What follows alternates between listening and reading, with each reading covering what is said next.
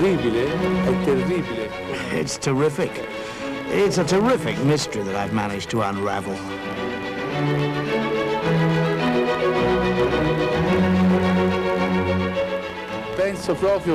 I really believe it was my love for Brunelleschi, my love for my city, Florence, and for this monument.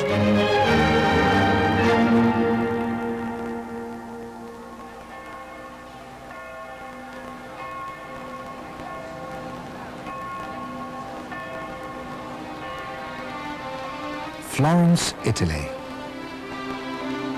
Crowds of tourists besiege the doors of its cathedral. Millions of people come from all over the world to stand beneath a Renaissance dome and marvel.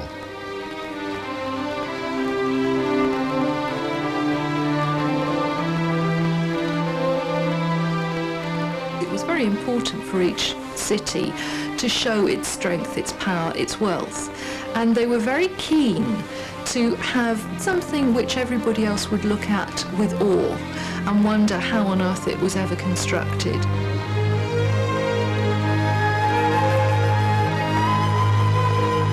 These are still dimensions that are big and serious for any engineering enterprise. I mean, any engineer today would still have to seriously think, how would he go up 50 meters in the air? That's a feat anyway. The dome of the cathedral was built nearly 600 years ago.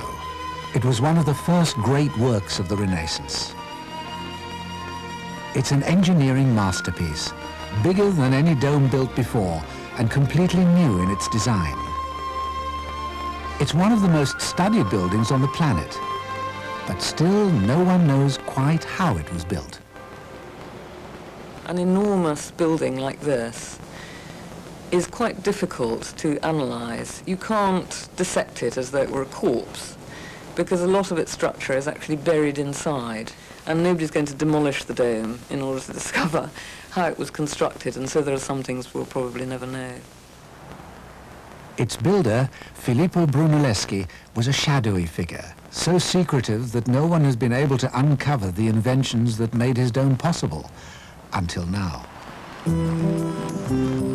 A local architect believes he's cracked one of the great secrets of the Renaissance. I truly love this monument. From being a child, I've always loved it, because for a real Florentine, it's the symbol of our city. Coming to know the mystery in which it is shrouded, which resisted the investigations of Leonardo, Michelangelo, Zimmerlis, I've allowed myself to be seduced. I've now been studying it for 27 years.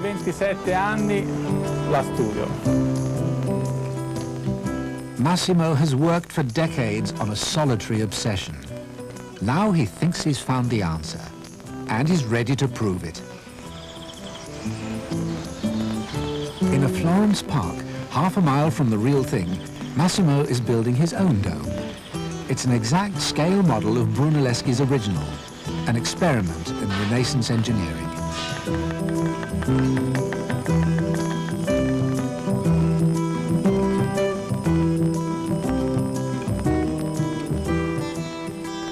Massimo believes that this will finally reveal the inventions of the greatest architect of the Renaissance. Brunelleschi can be described in a few words. He's one of the greatest geniuses that humanity's ever had. He's one of the greatest geniuses of all time. He can't simply be defined as an architect or an engineer or even an artist, because in all fields he has touched the principal apexes of art and technology. Defining Brunelleschi in the Renaissance seems very easy for me, because the truth is that Brunelleschi is the Renaissance. When work on the dome began in 1420, Brunelleschi was virtually unknown. 16 years later, the dome was complete, and its architect was a superstar. Brunelleschi's career as an architect was in a very real sense launched by his high-profile involvement in this project and consolidated by its success. And this was a project which took up really the major part of his career as an architect, and it undoubtedly made him the most famous and celebrated architect in Italy. To think like Brunelleschi, Massimo had to forget the 20th century and become an engineer of the Renaissance. Brunelleschi had never revealed his methods. Massimo had to reinvent them from scratch. Apart from Brunelleschi's buildings, the past has left few clues to follow. I have indirectly walked the road trodden by the great maestro, who, unlike many illustrious men of the time, was a very reserved person. He himself has left us nothing, not even a signature. In a Florence church, a side chapel is covered with Renaissance frescoes. The scenes tell the story of St. Peter. Among groups of identifiable 15th century celebrities, we have the only contemporary portrait of Brunelleschi. Who was he? Why was he so secretive? And how did he come to build the dome? His family background were well-to-do, well-placed Florentine family, but although very bright, he wasn't particularly interested in book learning and went instead to learn the craft of goldsmithing. He came relatively late to architecture. He was 40 when he began his major involvement in the dome. The story of the dome began nearly a century before Brunelleschi was born. In 1296, the medieval city of Florence began to build a new cathedral. It was intended to become the grandest Gothic building in Europe. Florence was becoming a power to be reckoned with, and it wanted all the world to know it. The city had come from one of many important towns to be one of the biggest and most prosperous towns in Italy. There was a lot of money around. The wealthy Florentine guilds spent huge amounts of money on buildings and works of art. Soon Florence would no longer be medieval. It would be pioneering a new age, the Renaissance.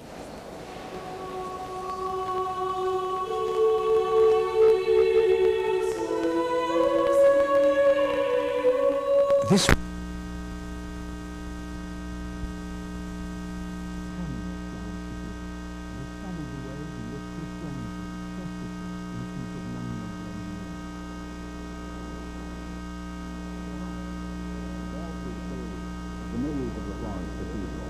express not only their love of Gothic forms, but above all their capacity to manipulate the technology of Gothic construction to create, in this case, 18 meters square vaulted spaces larger than those in any other European Gothic cathedral.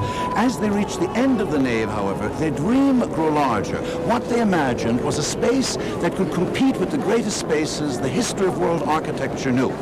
A domed space that would be like the dome of heaven itself. A vast space beneath which the human being could feel at one and the same time the smallness of his proportional relationship to God, the Creator, and the greatness of his own capacity to recreate, in human terms, a heaven like God's own heaven.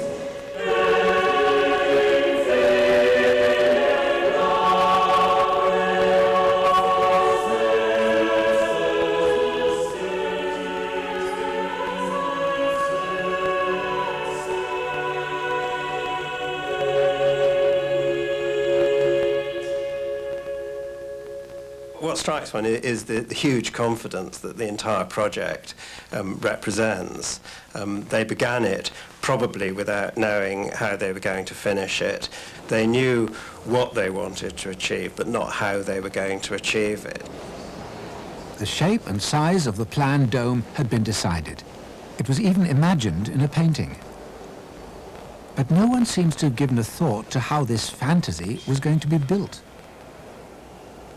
After 100 years of construction, confidence turned to horror and then resignation. The grandest cathedral in all of Europe was impossible to finish. The problem was that they had set themselves a task which, at the time that the Duomo was originally built, they had no way of solving. And for a long time, it was just a hole. There was no dome there at all.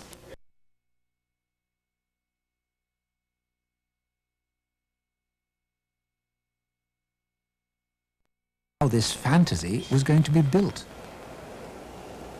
After 100 years of construction, confidence turned to horror and then resignation. The grandest cathedral in all of Europe was impossible to finish. The problem was that they had set themselves a task which, at the time that the Duomo was originally built, they had no way of solving. And for a long time, it was just a hole. There was no dome there at all. Timothy Verdon knows every nook and cranny of the cathedral, from the narrow stairwell which runs between the walls of the dome, to secret passages which lead to the very heart of the building, to places that the tourists never see. Hidden above the nave, a timber roof spans the towering arches of the Gothic church. Here the dust lies just as it fell centuries ago, when the medieval masons constructed the vaults. But the dome would be twice as tall as the nave, enclosing a space that seemed impossible to span. Brunelleschi knew that the tried and tested methods of the Middle Ages had to change. But how?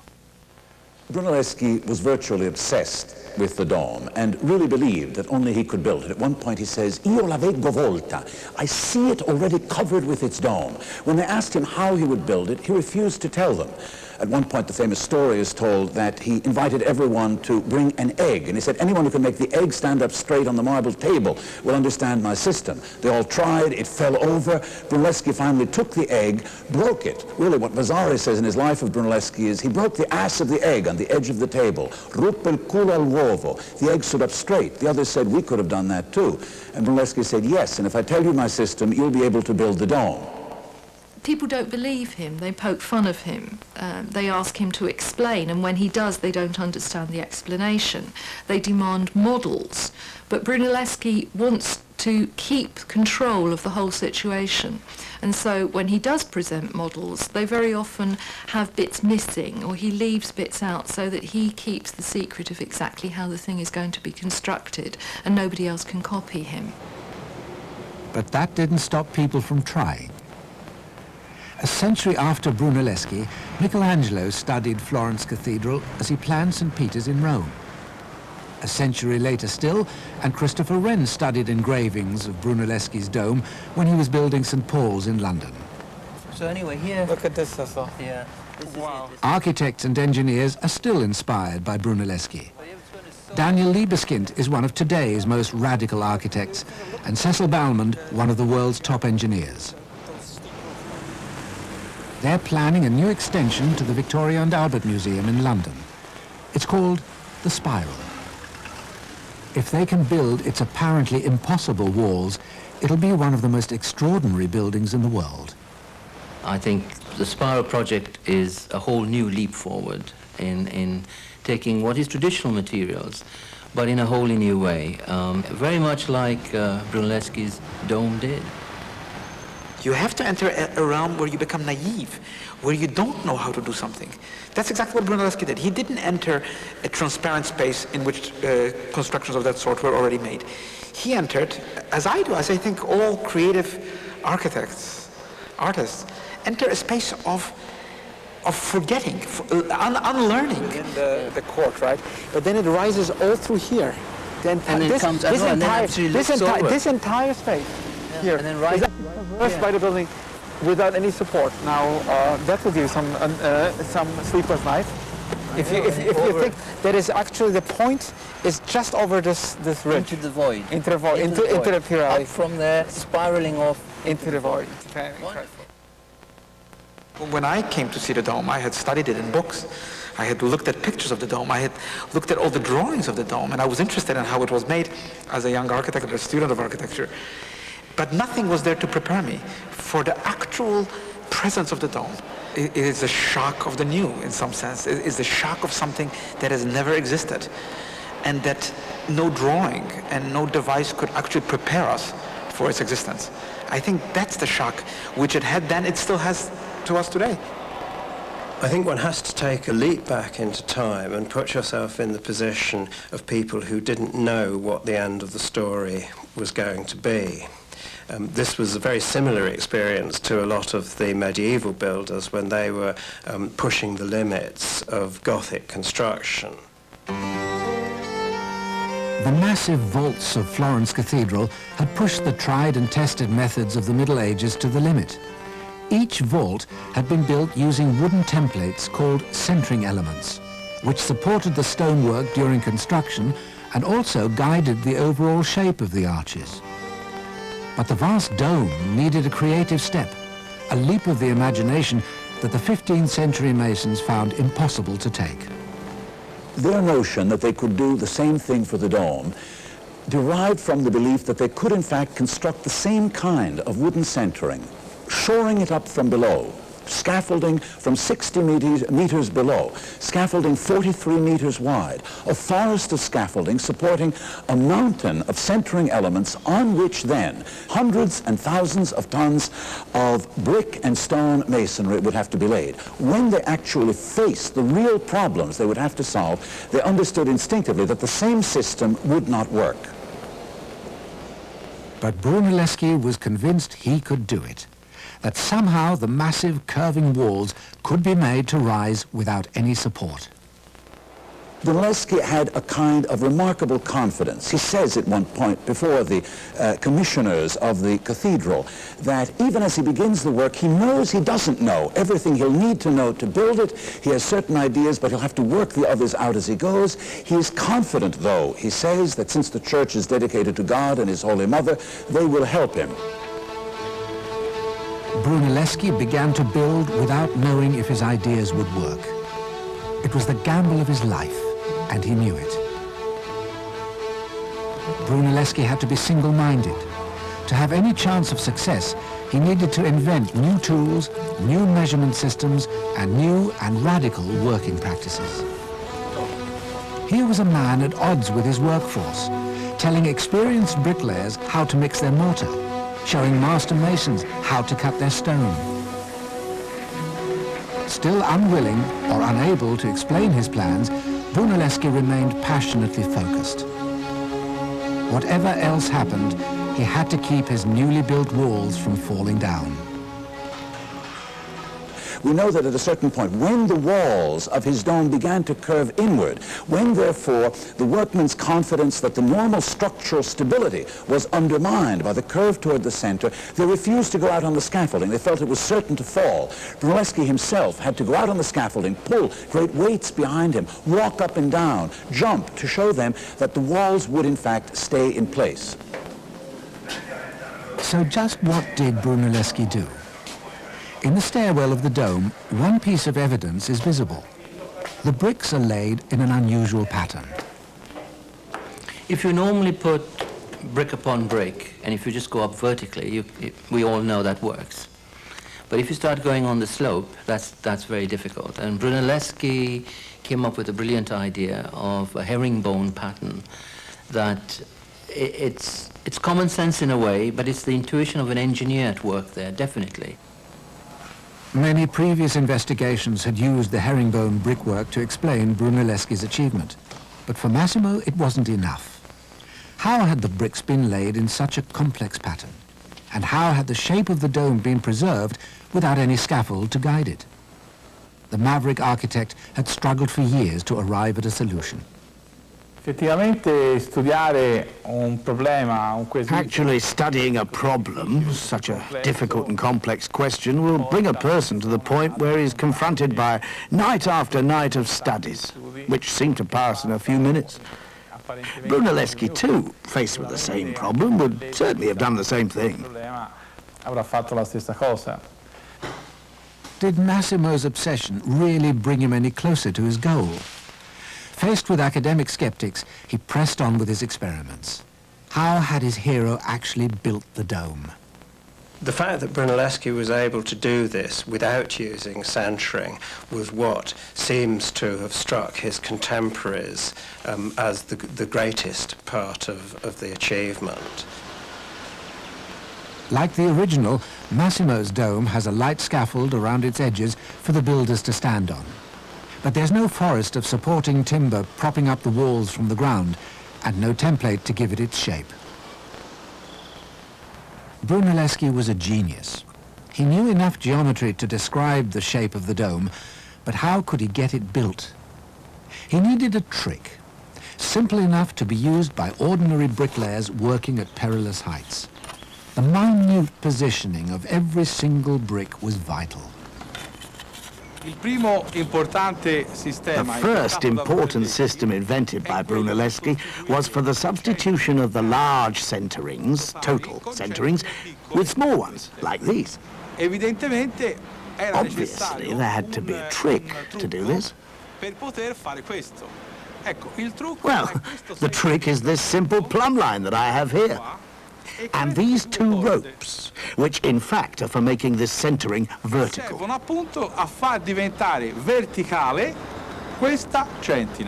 Which in turn is held in place with these hooks that you can see.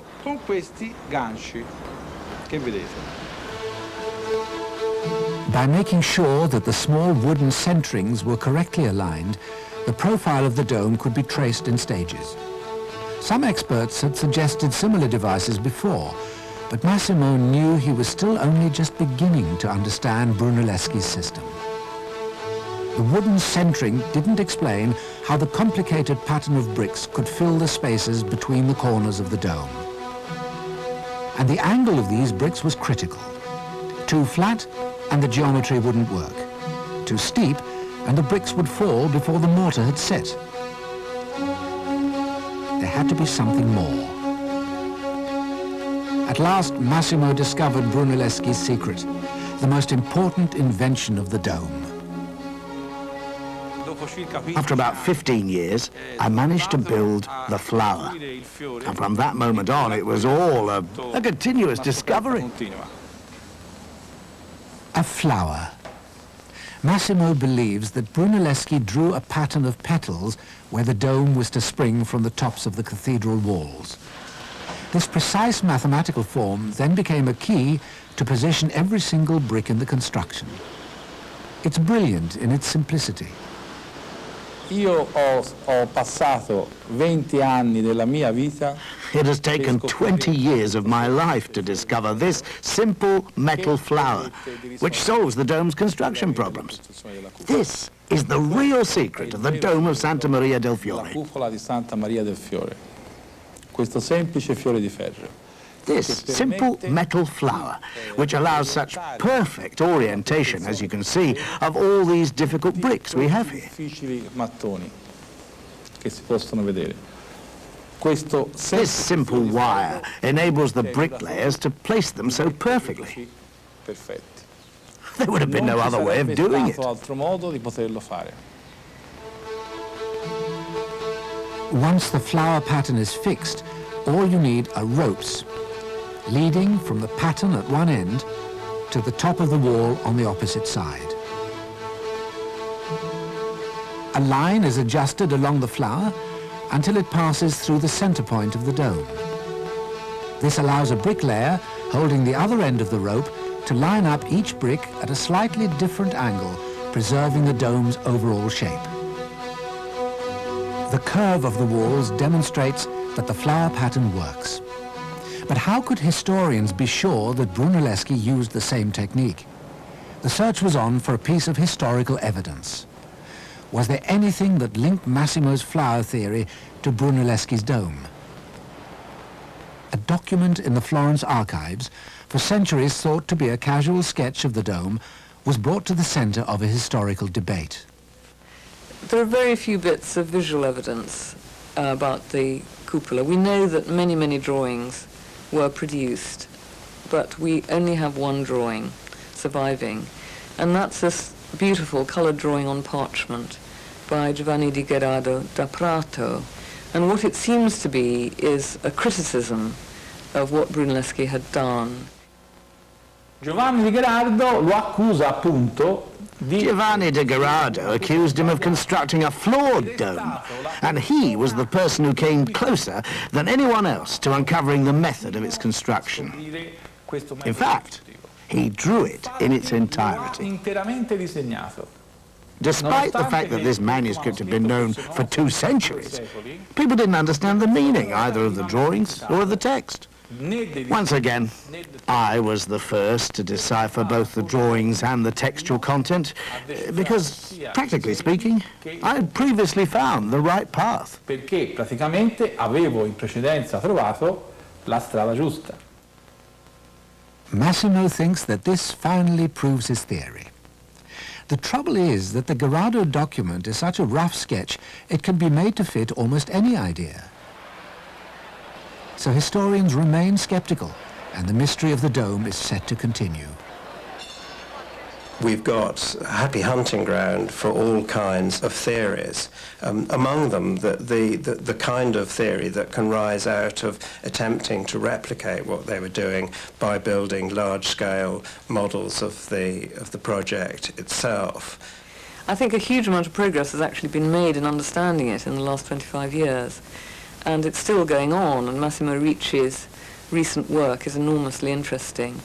But probably there will always be question marks, and this is something that people are going to go on discussing and worrying about for a very long time. Like the original, Massimo's model will become another tourist site. But it's flimsy evidence for historians. Many people think his ideas are crazy, but Massimo remains convinced that he has truly revealed Brunelleschi's greatest secret. It's terrific. It's a terrific mystery that I've managed to unravel. I really believe it was my love for Brunelleschi, my love for my city, Florence, and for this monument, which is really, truly universal. It's of universal value. The greatest expression of rationality in architecture that man has ever produced.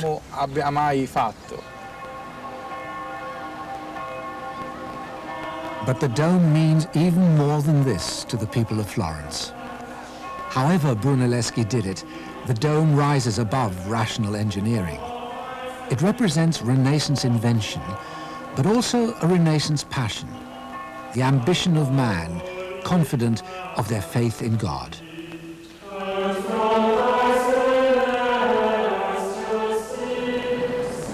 To see the liturgy, to see this octagon full of people who lift songs of praise to God, in whom the transcendence of the human spirit is legible upon their faces, that is finally to understand in modern terms what Brunelleschi conceived in the 15th century.